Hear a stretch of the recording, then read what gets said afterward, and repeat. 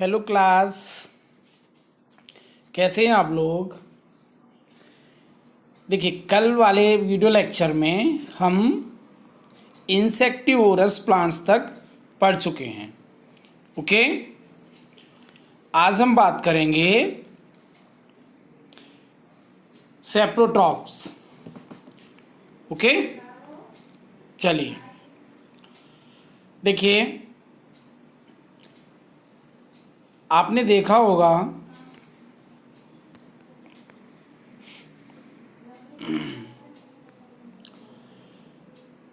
Mushroom के packets, ठीक है ना, जो वेजिटेबल मार्केट में मिलती है ना, या पैकेट में जो मशरूम मिलती है, ठीक है ना, उनको आपने देखा होगा। ओके, अच्छा, इसके अलावा आपने umbrella like patches growing in moist soil और on rotting wood during rainy season, आपने जो मॉइस्ट सॉइल होती है, गीली मिट्टी, या फिर जो वुड होती है, जब वो सड़ने लगती है, ठीक है ना, तो उस पर अम्ब्रेला लाइक पैचेस, छाते जैसी स्ट्रक्चर देखी होगी। ठीक है, तो हमें ये देखना है कि ये किस टाइप के न्यूट्रिएंट्स यूज़ करते हैं, ऑब्टेन करते हैं सरवाइव करने के लिए, और ये इन्हें मिलते कहाँ से हैं। ठीक है, देखिए ये दिखाया गया है यहाँ पर, ये पैकेट ऑफ मशरूम्स, ठीक है ना, a mushroom growing on decayed material. Okay, देखिए एक एक्टिविटी हम लोग यहाँ पर देख लेते हैं। Take a piece of bread and moisten it with water, एक ब्रेड का पीस ले लें और इसको गीला कर लें, ठीक है ना, और इसको 2-3 दिन तक और मॉइस्ट वार्म प्लेस मीन्स थोड़ा सा गर्म जगह होनी चाहिए, लेकिन उसमें नमी होनी चाहिए, ठीक है ना। तो उस पर आप देखोगे कि उस पर कुछ फ्लपी पैचेस आपको दिखाई देंगे, ठीक है ना, वाइट कलर के, ब्राउन कलर के। What is the colour of these patches, इनका कलर क्या है। ठीक है, आप इसे मैग्नीफाइंग ग्लास या फिर माइक्रोस्कोप से देखोगे, ठीक है, तो आप पाओगे, you will see cotton like threads spreads on the piece of bread, कि कॉटन जैसे कुछ धागे जैसी स्ट्रक्चर आपको उस पर दिखाई देगी। ओके, जैसे ये दिखाया गया है यहाँ पर, आप देख लीजिए, इस टाइप का की जो स्ट्रक्चर है ये बनी हुई है, और माइक्रोस्कोप में ये इस तरीके की दिखेगी। ठीक है, ये है फंजाई ग्रोइंग ऑन ब्रेड। तो these organisms are called fungi, they have different mode of nutrition, इनका अलग अलग न्यूट्रिशन का मोड होता है, अलग अलग तरीके से न्यूट्रिशन ऑब्टेन करते हैं। They absorb the nutrients from the bread से न्यूट्रिएंट्स प्राप्त करते हैं। This mode of nutrition in which organisms like in organisms take in nutrients from dead and decaying matter is called saprotrophic nutrition.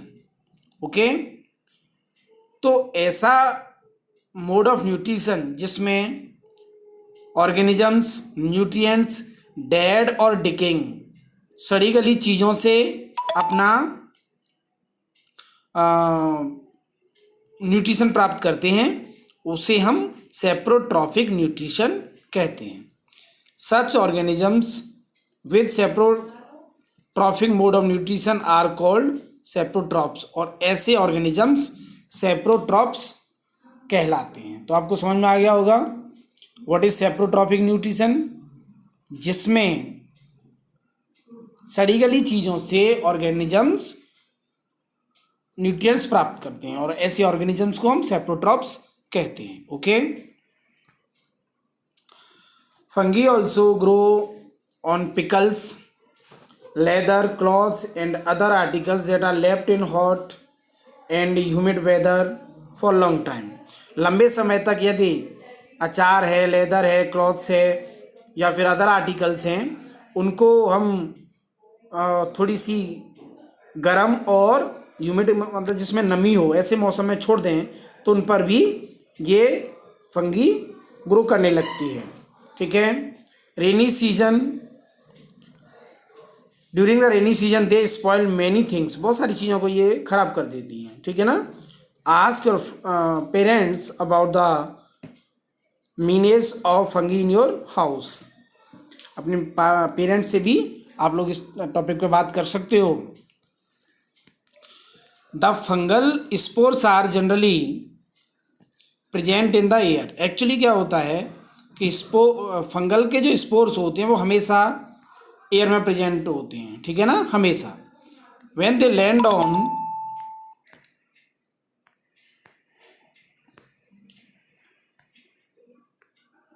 land on wet and warm things they germinate and grow. और जब उन्हें warm और wait चीज़ें मिलती हैं तो उस पर वो जर्मिनेट करना शुरू करते हैं. एक्चुअली ये उनके लिए फेवरेबल कंडीशंस हैं. ओके. तो अब now can you figure out how we can protect our things from getting spoiled. तो हम इससे ये भी सीख सकते हैं कि हम अपनी चीज़ों को ख़राब होने से कैसे बचा सकते हैं. ठीक है. देखिए ये बहुत इंपॉर्टेंट टॉपिक है. Some organisms live together and share both shelter and nutrients. कुछ ऐसे और ऑर्गेनिजम्स होते हैं जो साथ साथ रहते हैं और साथ ही साथ शेल्टर और न्यूट्रिएंट्स शेयर करते हैं. This relationship is called symbiosis. ये रिलेशनशिप सिम्बायोसिस कहलाता है.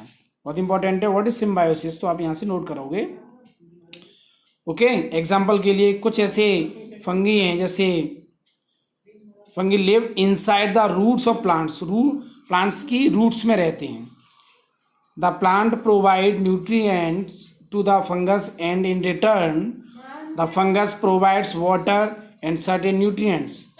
तो जो प्लांट्स होते हैं वो फंगस को न्यूट्रिएंट्स देते हैं और बदले में जो फंगस है उनको वाटर और कुछ ज़रूरी न्यूट्रिएंट्स वापस लौटाते हैं. ठीक है. इनऑर्गेनिजम्स कॉल्ड लाइकेन्स. ठीक है. लाइकेन से आपको याद आया लिटमस पेपर इसी से मिलता है. ओके. अ क्लोरोफिल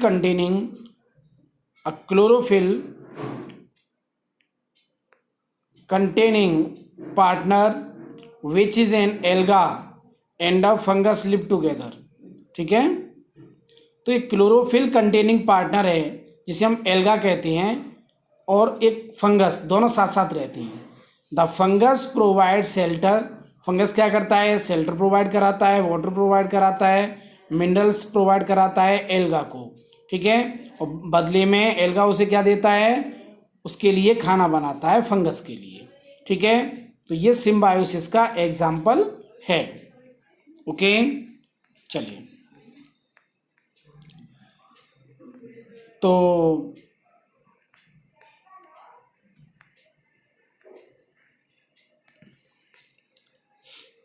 ठीक है. देखिए how nutrients are replenished in the soil. अब हम बात करेंगे कि सॉइल में किस तरीके से और जो न्यूट्रिएंट्स हैं वो रिप्लेनिश्ड होते हैं, मींस यूज़ होती हैं और फिर से उसमें रिप्लेनिश किस तरीके से होते हैं इसके बारे में बात करेंगे. ठीक है. कैसे वापस आते हैं सॉइल में बाद में न्यूट्रिएंट्स. तो how nutrients are replenished in the soil.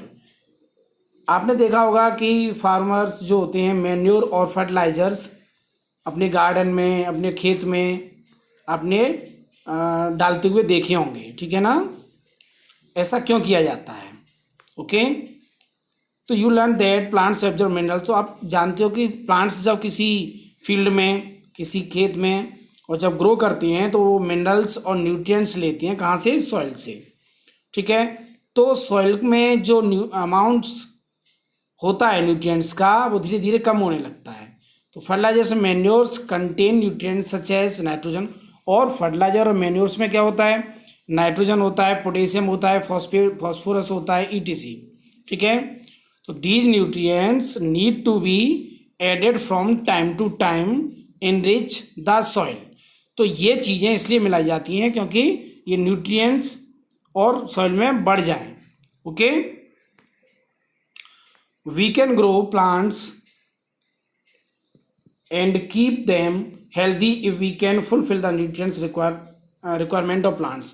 तो हम प्लांट्स की ग्रोथ और उनको हेल्दी रख सकते हैं, ग्रोथ कर सकते हैं यदि उनकी जो न्यूट्रिएंट्स रिक्वायरमेंट है वो पूरी होती रहे। ओके, तो usually crops plants observe a lot of nitrogen and the soil become deficient in nitrogen. Actually होता क्या है कि जो क्रॉप होती है वो बहुत ज़्यादा नाइट्रोजन सॉइल से लेती है और नाइट्रोजन की कमी हो जाती है। ओके, तो आपको पता ही है कि nitrogen gas is available in plenty in the air.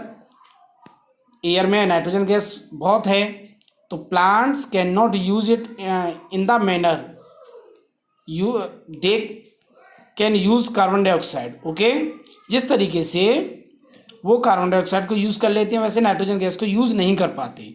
Okay, they need nitrogen in soluble form, उन्हें नाइट्रोजन सॉल्यूबल फॉर्म में चाहिए। बात समझ में आई? एयर में किस फॉर्म में है, गैसियस फॉर्म में, तो उसको इस तरीके से यूज़ नहीं कर पाते। ओके, तो इसके लिए क्या होता है, the bacteria called rhizobium can take atmospheric nitrogen and convert it into a usable form. तो बैक्टीरिया जिसका नाम राइजोबियम है, आप याद रखेंगे राइजोबियम, ठीक है ना, तो वो एटमॉस्फेयर नाइट्रोजन को कन्वर्ट करके यूजेबल फॉर्म में और सॉइल में मिला देता है। बट